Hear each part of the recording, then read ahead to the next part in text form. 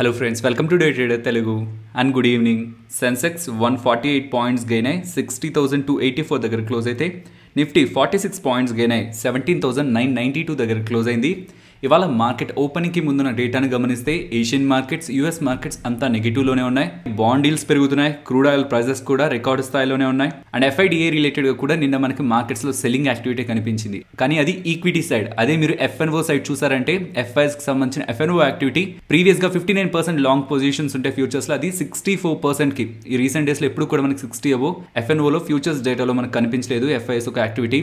So long positions పెరుగుతూ ఉండవు, short positions తగ్గుతూ ఉండడం కారణంగానే గ్లోబల్గా అలాంటి నెగిటివ్ అన్సర్టనిటీ, గ్లోబల్ మార్కెట్స్ నెగిటివ్గా ఉంటున్నా ఇవాళ గ్యాప్ డౌన్ ఓపెన్ అయిన వెంటనే నేను షార్ట్ సైడ్ ఉండట్లేదు అన్లెస్ నిఫ్టీ 17,830 బిలో సస్టైన్ అయితే తప్పించి అన్నాను.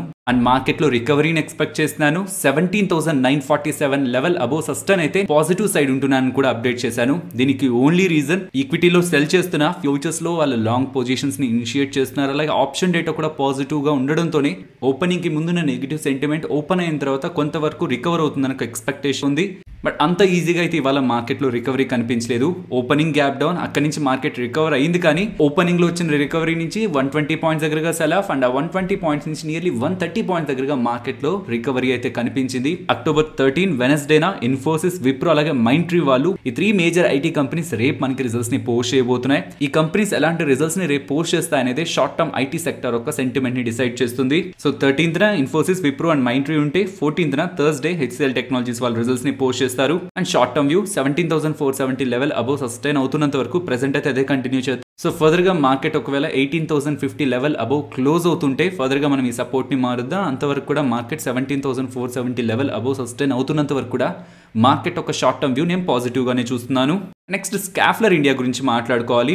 అక్టోబర్ 28న బోర్డు సమావేశాన్ని ఏర్పాటు చేసి వీళ్ళకి సంబంధించిన స్టాక్ స్ప్లిట్ రిలేటెడ్ గా అప్డేట్ చేస్తారంటున్నారు. సో ఇలా స్టాక్ స్ప్లిట్ చేస్తే ప్రెసెంట్ 7,600 దగ్గరగా ఉన్నప్పుడు రీటైల్ పార్టిసిపేషన్ తక్కువగా ఉంటుంది కాబట్టి వాళ్ళు స్టాక్ స్ప్లిట్ చేసిన తర్వాత నెంబర్ ఆఫ్ స్టాక్స్ పెరుగుతాయి అండ్ స్టాక్ ప్రైస్ తగ్గుతుంది. కాబట్టి ప్రీవియస్ గా ఇన్వెస్ట్మెంట్ చేసిన వాళ్ళకి ఎటువంటి వాల్యూ కూడా యాడ్ అవ్వదు. కాకపోతే రీటైల్ పార్టిసిపేషన్ పెరిగి డిమాండ్ పెరుగుతుందన్న ఒక పాజిటివ్ ఎక్స్పెక్టేషన్స్ తోనే ఇలా స్టాక్ స్ప్లిట్ అనగానే స్టాక్ లో ఇవాళ పాజిటివ్ మూవ్ కనిపించింది. అలాగే సారికా ఎంటర్ప్రైజెస్ గురించి మాట్లాడుకోవాలి.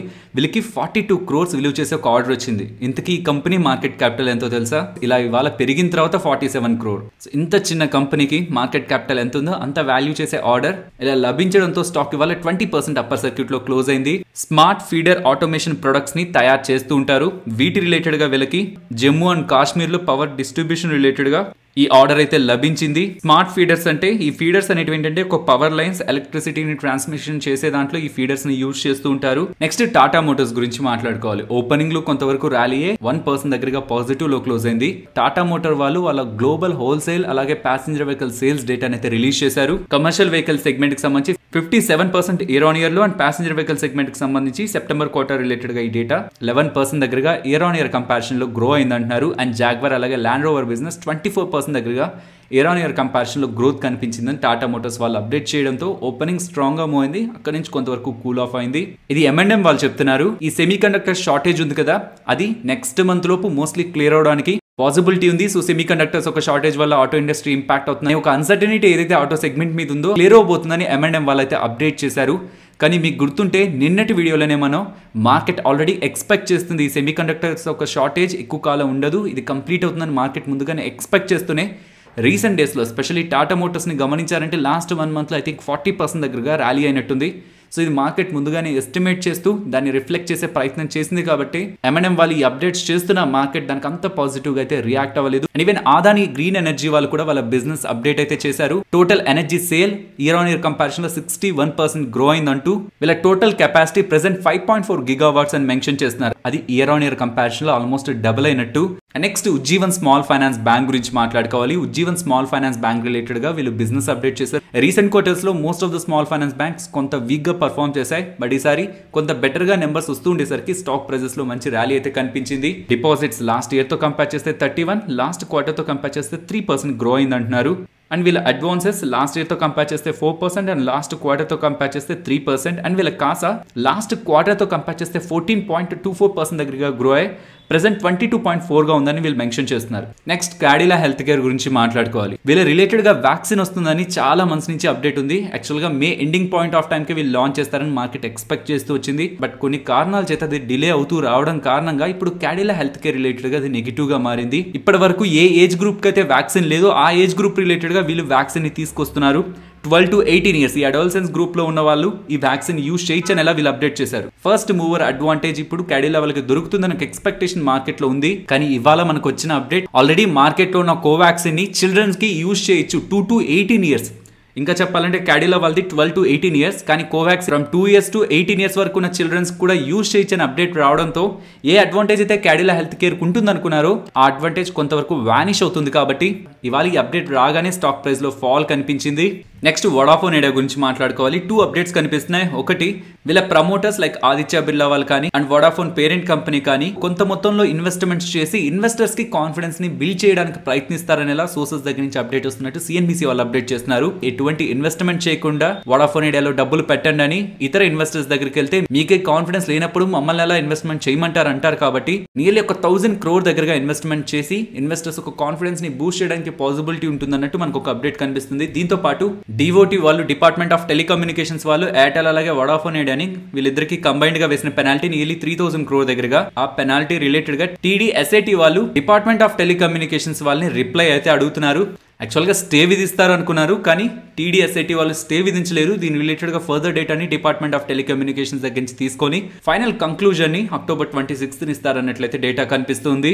నెక్స్ట్ టాటా పవర్ గురించి మాట్లాడుకోవాలి. వీళ్ళ సబ్సిడరీ ఒక ఈపీసీ ప్రాజెక్ట్ ని గెలుచుకుందని చెప్తున్నారు. ఎనర్జీ ఎఫిషియెంట్ సర్వీసెస్ లిమిటెడ్ మహారాష్ట్రలో ఉన్న ఈ కంపెనీ దగ్గర నుంచి వీళ్ళకి ఈ ప్రాజెక్ట్ లభించిందని చెప్తున్నారు. ఈ ప్రాజెక్ట్ లో భాగంగా వీళ్ళు 100 MW సోలార్ పవర్ ప్రాజెక్ట్ అయితే ఎస్టాబ్లిష్మెంట్ చేయబోతున్నారని అండ్ ఈ ప్రాజెక్ట్ ఒక వర్త్ 538 crores అని టాటా పవర్ వాళ్ళు అయితే అప్డేట్ చేస్తున్నారు. సో ఈ ప్రాజెక్ట్ తో కలుపుకుంటే ఇప్పటి వరకు టాటా పవర్ వాళ్ళ దగ్గర 4 GW సోలార్ ఎలక్ట్రిక్ కెపాసిటీ ఉంది. నెక్స్ట్ నాల్కో గురించి మాట్లాడుకోవాలి. గమనిస్తే మార్కెట్ క్లోజింగ్ కి కొంత టైం ముందు నుంచి స్టాక్ ప్రైస్ లో ఒక స్ట్రాంగ్ ర్యాలీ కనిపించింది. దీని రిలేటెడ్ గా మార్కెట్ లో ఆ పాయింట్ లో ఒక అప్డేట్ అయితే ఉంది. రాకేష్ జుంజున్వాలా గారు ఈ Q2లో 1.36% దగ్గరగా వాటాని నాల్కోలో యాడ్ చేసుకున్నారని. సో ఇలా 2.50 crore షేర్స్ ఆర్ 1.36% వాటా రాకేష్ జుంజున్వాలా గారు ఇలా నాల్కోలో యాడ్ చేశారు అనేసరికి ఆ point K most of the metal stocks లో మనకి పాజిటివ్ మూవ్ కనిపిస్తుంది. బట్ ఈ అప్డేట్ తో ఫర్దర్ గా ఈ మెటల్ స్టాక్ లో మనకి ర్యాలీ కనిపించింది. నెక్స్ట్ అలాగే ఇవాళ ఫ్యూచర్ గ్రూప్ కి సంబంధించిన షేర్స్ ని గమనించారంటే మోస్ట్ ఆఫ్ ద స్టాక్స్ లో మనకి ఇవాళ ర్యాలీ కనిపించింది. దీనికి మెయిన్ రీజన్ ఇవాళ మార్కెట్ ఓపెన్ అవ్వక ముందు ఎకనామిక్స్ టైమ్స్ వాళ్ళు ఒక అప్డేట్ అయితే చేశారు. ఇప్పటి వరకు లీగల్ గా బ్యాటిల్ జరుగుతూ వస్తుంది. ఫ్యూచర్ గ్రూప్ అలాగే రిలయన్స్ వాళ్ళకి జరగాల్సిన డీల్ కి వ్యతిరేకంగా అమెజాన్ వాళ్ళు ఇప్పటి వరకు లీగల్ గా ఫైట్ చేస్తూ వచ్చారు. కానీ లీగల్ గా వెళ్తే దీనికి రెజల్యూషన్ రావడం చాలా లేట్ అవుతుంది. కాబట్టి out of the court settlement కి వెళ్ళబోతున్నాయని ఎలా ఎకనామిక్స్ టైమ్స్ వాళ్ళు అప్డేట్ చేస్తున్నారు. మీన్స్ ఈ లీగల్ గా వెళ్తుంటే చాలా ఇయర్స్ పడుతుంది కాబట్టి ఒక settlement out of the court చేసుకుంటున్నారనేలా అప్డేట్స్ అయితే వస్తున్నాయి. కానీ దీని రిలేటెడ్ గా అమెజాన్ వాళ్ళు చెప్తున్నది మేము సహాయం చేస్తామని చెప్తున్నాం, కానీ ఫ్యూచర్ గ్రూప్ కి దాని మీనింగ్ సెటిల్మెంట్ కాదు అనేలా వాళ్ళు ఒక స్టేట్మెంట్ అయితే ఇస్తున్నారు. సో చూడాలి అవుట్ ఆఫ్ ద కోర్ట్ వాళ్ళు దీన్ని సెటిల్ చేసుకోగలిగినట్లయితే ఈ డీల్ కొంత క్విక్ గా కంప్లీట్ అవడానికి పాసిబిలిటీ ఉంది. బట్ ఇది అఫీషియల్ గా వస్తున్న అప్డేట్ కాదు, ఎకనామిక్స్ టైమ్స్ వాళ్ళు పబ్లిష్ చేస్తున్నది.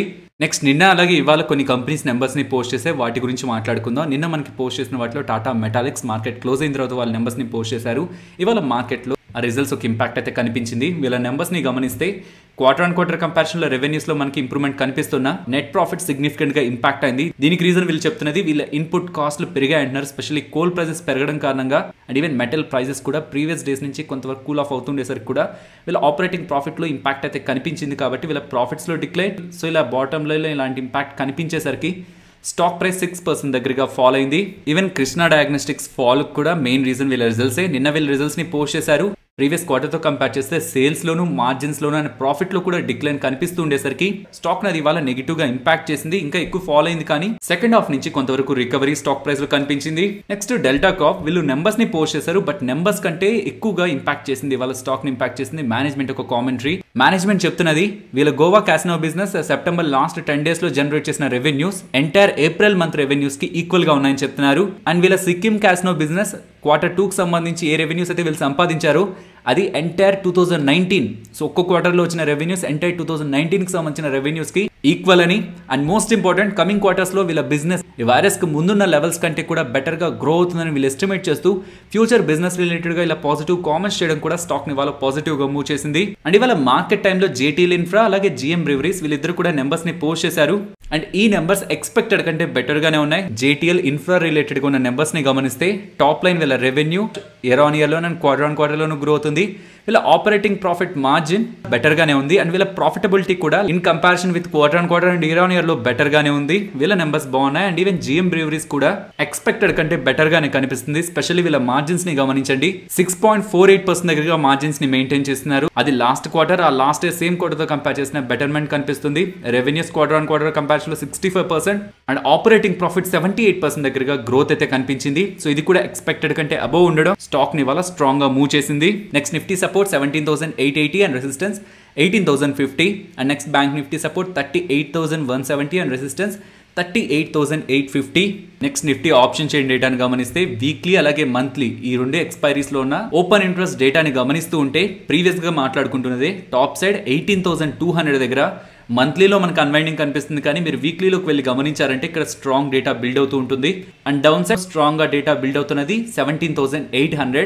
సో డౌన్ సైడ్ అయితే 17,800 అనేది స్ట్రాంగ్ సపోర్ట్ అని పుట్ రైటర్స్ అయితే భావిస్తున్నారు. కానీ టాప్ సైడ్ 18,200 దగ్గర ఆల్ రైటర్స్ ఓఐ డేటాని బిల్డ్ చేస్తున్నారు. కాబట్టి 17,800 to 18,200 ఈ 400 పాయింట్ లో మార్కెట్ కమింగ్ డేస్ లో ట్రేడ్ అవుతుందని కాల్ అలాగే పుట్ రైటర్స్ భావిస్తున్నారు. ఇదే మనం నిన్నటి వీడియోలో కూడా అనుకుంది. సో ఫైనలీ ఇది ఫ్రెండ్స్ మన వీడియో నచ్చిందా? నచ్చితే వీడియోని లైక్ చేయండి ఫ్రెండ్స్. అండ్ ఈ వీడియో మన వాళ్ళకి యూజ్ అవుతుంది అనుకుంటే తప్పకుండా షేర్ చేయండి. అండ్ మన ఛానల్ని సబ్స్క్రైబ్ చేయనట్లయితే ఛానల్లో ఉన్న కంటెంట్ని గమనించండి. ఇఫ్ ఆ కంటెంట్ మీకు యూజ్ అవుతుంది అనుకుంటే ఛానల్ని సబ్స్క్రైబ్ చేసి పక్కనే ఉన్న బెల్ ఐకాన్ క్లిక్ చేయండి. మరొక ఇంట్రెస్టింగ్ వీడియోతో మళ్ళీ మీ ముందుకు వస్తాను. అంతవరకు టేక్ కేర్. జై హింద్.